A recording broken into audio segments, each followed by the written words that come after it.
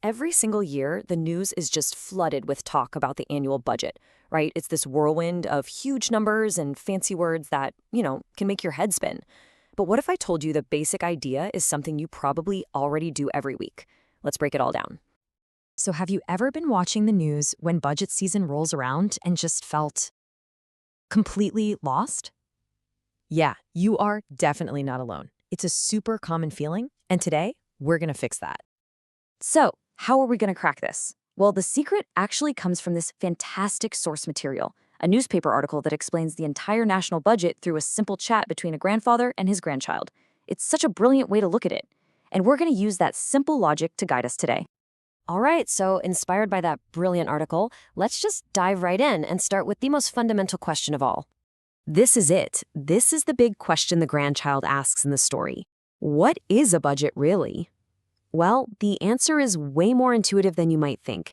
And it all starts with something most of us know pretty well: pocket money. Just think about it like this, okay?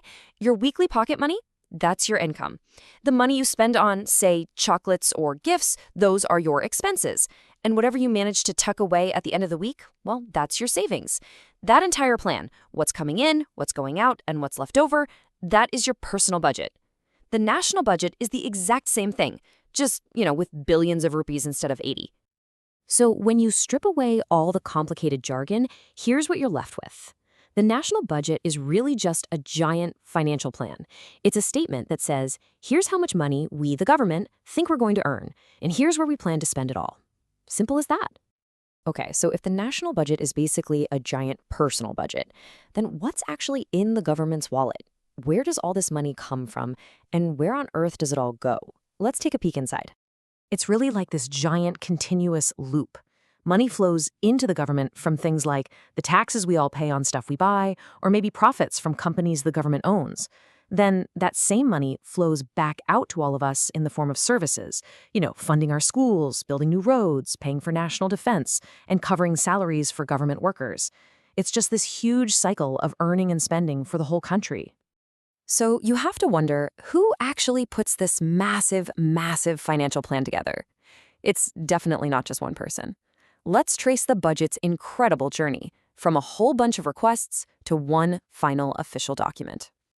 Well, it all kicks off with every single government department. We're talking education, defense, health, you name it. They all submit a kind of wish list of what they need for the coming year. All of those requests land on the desk of the finance ministry, and their massive job is to basically act like the head of the household, looking at the country's total income and figuring out how to balance everybody's needs to create one single unified plan.